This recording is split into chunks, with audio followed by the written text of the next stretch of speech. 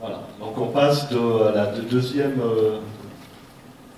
On est parti du principe que maintenant on était convaincu qu'il fallait faire les travaux de manière individuelle. On a écouté Arnaud, on est convaincu qu'il faut le faire. Et maintenant il va falloir convaincre l'ensemble de la copropriété. Donc c'est une étape pas évidente à passer. Et donc les grosses questions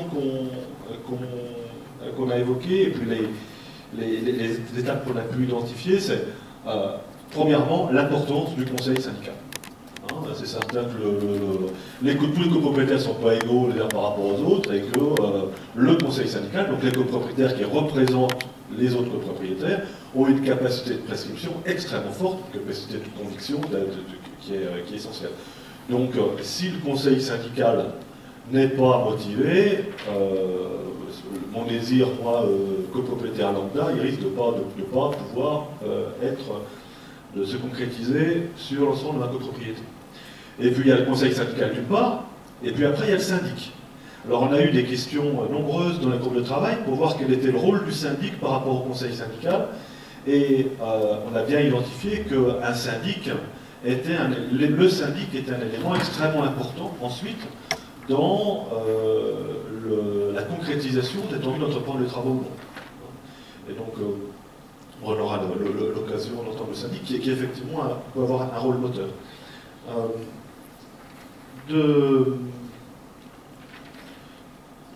On reste dans la motivation, et puis l'élément suivant, c'est essayer de passer à une objectivation, à cette fois-ci, plus aboutie, avant de pouvoir véritablement entreprendre les travaux. Comment je peux véritablement objectiver cette fois-ci quels sont les travaux que je peux faire, qu'est-ce qui me rapporte, et surtout jusqu'où aller. Puisque c'est vrai qu'un copropriétaire lambda, je me dis j'ai envie effectivement d'entreprendre les travaux, mais qu'est-ce que je dois faire? Est-ce que je dois faire les fenêtres? Est-ce que je dois faire l'isolation extérieure? Donc un énorme problème cette fois-ci, très concret, du type de travaux à faire et de les scénariser avec leurs avantages, leurs coûts, leurs inconvénients, et qui est-ce qui va pouvoir me donner cette information fiable? Et donc ça c'est le bilan énergétique critique et motivé, comment on peut avoir ça? Et puis dès lors que j'ai un scénario qui m'a convaincu, je me dis bah, c'est vers là que je veux aller, quel est le coût? Et question qui se pose, c'est comment on va le financer? Donc, autre question qui se pose, c'est avant d'aller plus loin dans la démarche et d'aller se proposer à l'Assemblée générale, c'est véritablement de quels moyens nous disposons collectivement de la copropriété pour financer ces travaux. Avec une information aujourd'hui qui, pour le copropriétaire lambda, est assez peu disponible, assez peu facile à obtenir. À la fois sur les subventions publiques, mais aussi sur les capacités de financement bancaire. Donc, grosse question de savoir comment financer les travaux. Et c'est à la suite, si on répond oui à toutes ces questions, à ce moment-là, on va commencer à pouvoir aborder la question de l'Assemblée générale, et ça sera l'étape d'après.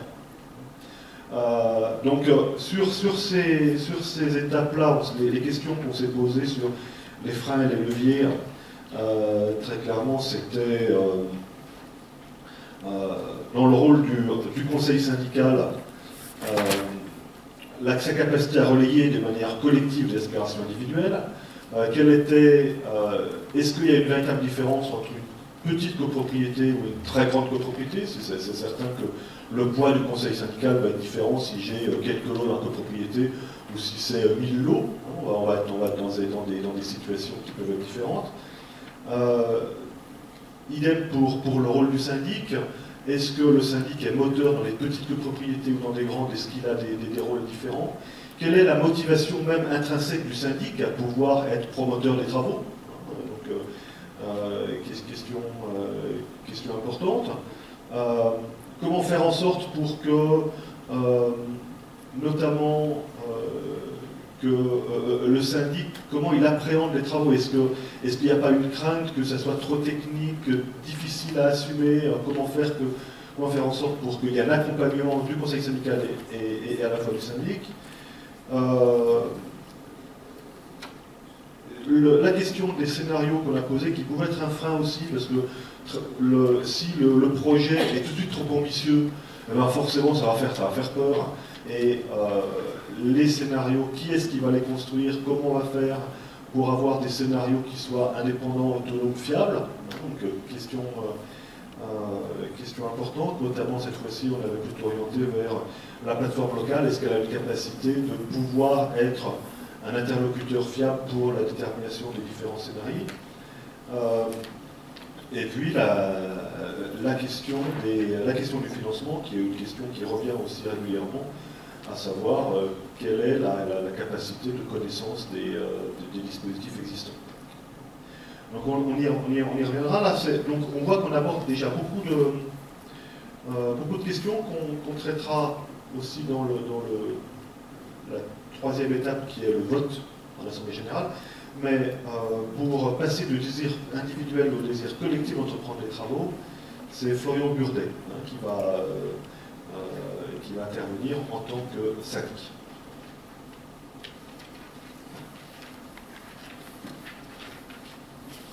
Bonjour à tous. Donc, je me présente rapidement. Je suis Florian Burdet, responsable du service syndic de l'agence Auralia Gilles-Le-Maire. Je remercie à la UEG de m'avoir permis de venir présenter un petit peu ma vision du métier, parce que c'est vrai qu'on a une vision qui est souvent présentée de façon partielle et un petit peu erronée du métier de syndic. Donc c'est toujours intéressant de pouvoir venir expliquer notre rôle dans le cadre d'une rénovation énergétique et de façon plus large. Alors pour commencer par les points relatifs au désir collectif d'engager des travaux, nous, ce qu'on constate au niveau des copropriétés, c'est qu'on fait très rarement, voire quasiment jamais, de rénovation énergétique, je qualifierais de préventive, c'est-à-dire lorsqu'il n'y a pas de difficulté particulière sur la copropriété. Il y a rarement une volonté des copropriétaires d'avance de rénover une isolation parce qu'elle serait simplement âgée ou d'envisager d'ajouter une isolation sur les façades qui ne serait pas en état dégradé. Donc les projets de rénovation énergétique en copropriété sont quasiment toujours liés à un besoin de travaux, travaux de maintenance ou travaux d'entretien. Donc là on prendra comme exemple, par exemple, la nécessité de rénover une toiture parce qu'on rencontre des problèmes d'infiltration d'eau. Donc c'est à ce moment-là que les copropriétaires vont se poser la question de savoir si ou non ils vont isoler, rajouter une isolation, remplacer une isolation existante au niveau de la toiture. De la même façon sur les rénovations de façade, c'est lorsque les façades vont devoir être rénovées qu'on va se poser la question de rajouter une isolation par l'extérieur. Donc c'est vraiment le point essentiel et c'est à ce moment-là qu'il faut se poser la question de la rénovation énergétique, c'est lorsqu'il va y avoir des travaux sur la copropriété, aussi pour des raisons financières, puisque lorsque vous faites un ravalement de façade, vous êtes amené à échafauder la façade, donc le coût à ce moment-là de réalisation d'une isolation par l'extérieur sera bien moindre que si vous devez la réaliser hors cadre de ravalement de façade. Le deuxième élément qui va être très important donc, pour la décision et le désir collectif, c'est l'existence, au moment où les copropriétaires vont être amenés à faire les travaux, l'existence de subventions ou de dispositifs d'accompagnement. Donc c'est avec l'élément déclencheur. Donc pour prendre un cas pratique, lorsque l'on fait un ravalement de façade, on va faire réaliser une étude par un maître d'œuvre et le maître d'œuvre va étudier les deux solutions techniques, un ravalement simple ou un ravalement avec une isolation. Et c'est l'existence de dispositifs d'aide à ce moment-là qui vont permettre aux copropriétaires d'opter pour l'une ou l'autre des solutions, à savoir s'ils vont se contenter de ravaler simplement leur bâtiment ou d'ajouter et d'améliorer le bâtiment avec une isolation. Donc ça on l'a vu de façon très claire avec le dispositif mur-mur qui a été mis en place pour la métro, où on a beaucoup de copropriétés qui ont été demandeurs et qui ont étudié la possibilité et qui sont passés à une isolation par l'extérieur grâce à ce dispositif. Puisqu'on arrivait même parfois pour certaines copropriétés particulières, c'est le cas donc côté une petite copropriété dont j'ai eu à m'occuper, où les copropriétaires avaient un reste à charge à payer qui était moins important en faisant une isolation par l'extérieur que s'ils faisaient un ravalement simple. Sinon, dans ce cas-là, on ne peut pas hésiter longtemps. Donc voilà, ce sont, d'après les retours qu'on peut avoir, nous, les deux raisons principales qui font que les copropriétés s'engagent dans la rénovation énergétique, donc c'est-à-dire l'existence de travaux à réaliser de maintenance sur les bâtiments et l'existence de dispositifs d'accompagnement et de subventions. Alors après, je voulais simplement parler et évoquer le rôle des acteurs principaux pour nous, pour arriver à une rénovation énergétique. Donc, ça a été un peu dit déjà tout à l'heure, mais le rôle du conseil syndical, qui est très important dans une copropriété, puisque c'est un élément, c'est lui qui est moteur finalement, et lorsque la copropriété a un conseil syndical qui a la confiance, très généralement, on constate que le conseil syndical, lorsqu'il est associé au processus d'élaboration du projet, il sera ensuite suivi par les copropriétaires. Donc c'est très important que le conseil syndical soit associé dès la base au projet. D'ailleurs, c'est ce qui a été, on va dire, compris, je pense, puisque dans le dispositif Mur 2, on a une volonté plus importante d'associer le conseil syndical avec la réalisation, ce qu'on appelle d'un bilan énergétique, d'un bilan initial, qui doit être réalisé par le conseil syndical. Donc voilà pour la partie du conseil syndical. Le rôle du syndic, quant à lui, alors le rôle du syndic, c'est un rôle qui est un peu diffus. Aujourd'hui, il faut savoir qu'on a un métier qui nous impose une multidisciplinarité très importante. Donc on n'est pas censé être spécialiste de chaque domaine, que ce soit le juridique, l'administratif ou le technique, mais on doit avoir une connaissance sommaire des différents métiers, des différents domaines, pour être à même de pouvoir conseiller les copropriétaires dans le rôle et dans la direction qu'ils doivent prendre, et surtout dans la consultation des différents interlocuteurs. On va avoir un rôle vraiment de coordinateur au niveau des projets, à amener la copropriété justement à aller vers les bons interlocuteurs. Donc ça peut être l'ALEC s'il y a besoin en début de projet par rapport à obtenir des renseignements sur les dispositifs qui peuvent exister, sur les besoins que pourrait rencontrer la copropriété, d'orienter ensuite les copropriétés vers des maîtres d'œuvre, leur faire comprendre le besoin de passer par un maître d'œuvre pour étudier leur projet, et puis également ensuite les diriger vers les bons interlocuteurs qui pourront être capables de faire réaliser les travaux. Donc notre rôle il est vraiment diffus, il est vraiment large, puisqu'après il y a tout l'accompagnement sur la partie administrative purement, puisque le technique ce sera à la charge du maître d'œuvre.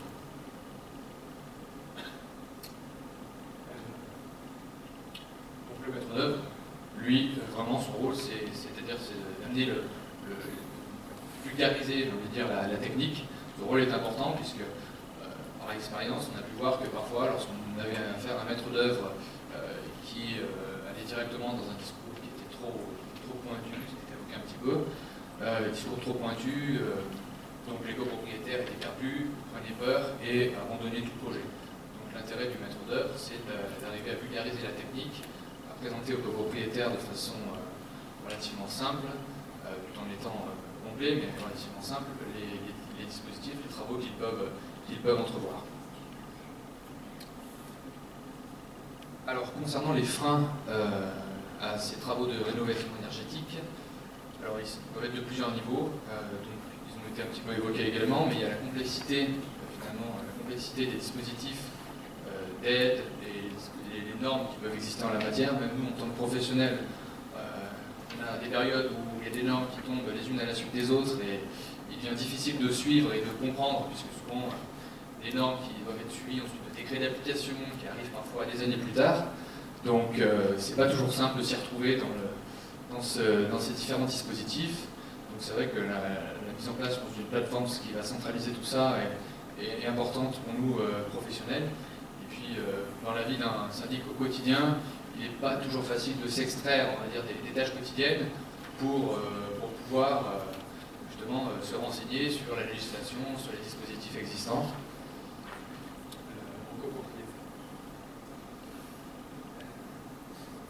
L'autre frein que j'ai pu constater, c'est aussi l'instabilité de ces dispositifs.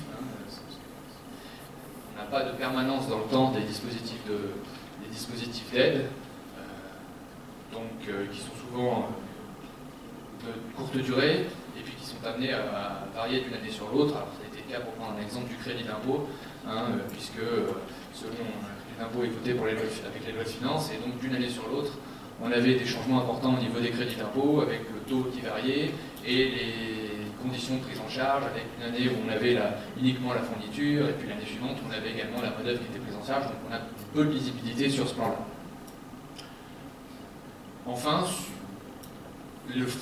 sur les freins qui peuvent exister au niveau du syndic lui-même, donc il ne faut pas se cacher que les travaux de rénovation énergétique, c'est un travail très important, en plus dans la mission d'un syndic au quotidien. Donc c'est vrai que ça peut faire peur. Je pense qu'il y a certaines agences, certains syndics qui peuvent avoir peur de se lancer là-dedans compte tenu de la complexité. Donc certes, les syndics sont rémunérés sur les travaux. Alors, à titre personnel, je refuse et je réfute le terme de commission. Ça laisse penser que ce serait simplement une commission, donc un pourcentage pris sur les travaux, mais sans correspondance avec un réel travail. Alors, le législateur a malheureusement confirmé cette option, mais nous, quand on travaille, on essaye plutôt d'estimer le temps qu'on va avoir à passer sur un chantier, sur un dossier, pour proposer des honoraires équivalents. Et la mission du syndic étant relativement peu connue, il est souvent, certainement, qu'on l'a mal aussi défendu et mal expliqué auprès des copropriétaires. Donc, les honoraires du syndic ont souvent tendance à avoir des difficultés à passer en assemblée générale, ce qui peut certainement freiner certains aussi, pas se le cacher. Voilà. Après, c'est purement personnel, je pense que mener à bien un projet de rénovation énergétique dans une copropriété, c'est aussi une satisfaction personnelle pour le syndic d'avoir mené un projet, d'avoir apporté un plus pour ses copropriétaires. Voilà, on est dans le purement personnel. Merci beaucoup. Est-ce que, encore une fois, le temps court, parce qu'il y a beaucoup de choses, néanmoins on peut prendre une ou deux questions. Oui. Quelle est la différence? Attendez, pardon, si vous voulez. C'est ce qu'on a dit tout à l'heure. Je vous en prie. En pourcentage, quelle est la différence de coût entre une rénovation avec isolation et sans isolation? Alors la question qu'on a régulièrement. Alors en tant que syndic, je ne serais pas le mieux à même de vous répondre sur ce point, puisque nous, le domaine technique, on n'est pas spécialiste sur ce domaine-là. Maintenant, pour avoir vu différents dossiers, ça peut dépendre des immeubles, de la complexité aussi du dossier, mais on est souvent au-delà de 50% en plus par rapport à une rénovation simple. Pas de question? Oui, avant subvention. Oui, j'ai une petite question par rapport aux freins. Oui. Est-ce que la distinction entre les parties communes et les privatives, je pense notamment au changement de fenêtre qui peut entraîner des dégradations dans la partie privée, est-ce que ça peut faire partie des freins? Alors, c'est pas un frein, en tout cas, que nous on rencontre régulièrement. Alors, savoir que les changements de fenêtres, c'est des choses qui se font relativement rarement, mais qui ont été abordées dans le cadre du projet Murmure, parce que les fenêtres étant des parties privatives, même si aujourd'hui la loi permet, dans le cadre de travaux à intérêt collectif, de changer ces fenêtres, c'est des choses qui se font quand même assez rarement, mais ça n'a pas été particulièrement des freins. Jacques, quand les copropriétaires ont souhaité aller dans cette optique-là de changement des fenêtres, c'est qu'ils étaient assez motivés, donc ils sont assez peu retenus par le potentiel dégradation. Oui, une petite question sur. Arnaud nous disait que parmi les hypothèses pour favoriser les travaux par rapport à la multitude de labels qui peuvent exister, on pouvait un label unique RGE pour les corps de métier, ou les actions orientées vers la rénovation énergétique pourraient donner de la visibilité. Est-ce qu'on pourrait imaginer un jour des syndics RGE dont on sait qu'ils connaissent la question de la rénovation énergétique et qu'ils sont moteurs dans ces travaux? Oui, potentiellement, j'ai envie de dire que ce serait une bonne chose d'être associé dans ce type de démarche. Maintenant, je ne suis pas sûr que justement,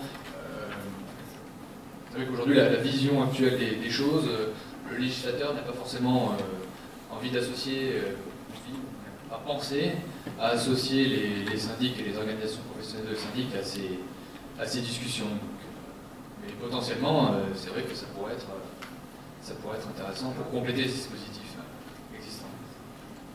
Oui, encore une question. Est-ce qu'il y a une corrélation entre la taille de la copropriété, en fait, entre le nombre d'appartements et la volonté de faire des travaux? Est-ce que c'est plus simple quand il y a 20-30 logements, ou est-ce que c'est plus compliqué quand il y en a 100, par exemple? Alors, plus compliqué, non. Enfin, au niveau de la complexité, je dirais qu'il n'y a pas de... La taille de la copropriété ne fait pas forcément... n'a pas une grande conséquence. Hein. C'est vraiment... Je dirais que c'est parfois même plus difficile dans les petites copropriétés que dans les grandes. Parce que dans les petites copropriétés, on a souvent un conseil syndical constitué avec des gens motivés pour travailler sur ces sujets-là. Et alors que dans les petites copropriétés, on a parfois du mal à trouver des personnes qui veulent s'occuper de la question. C'est plutôt inverse de ce qu'on pourrait imaginer. Bien, dernière question, si vous permettez, sur ce point, parce qu'il faut que chacun puisse s'exprimer.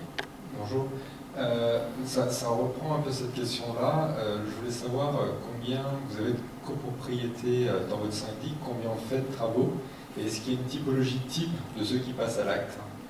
On pourrait se penser par exemple qu'en fonction de l'âge de la copro, de son niveau de performance, du type de propriétaire, si c'est plutôt propriétaire bailleur ou un propriétaire qui habite, les niveaux revenus peuvent influencer grandement l'acte de rénover.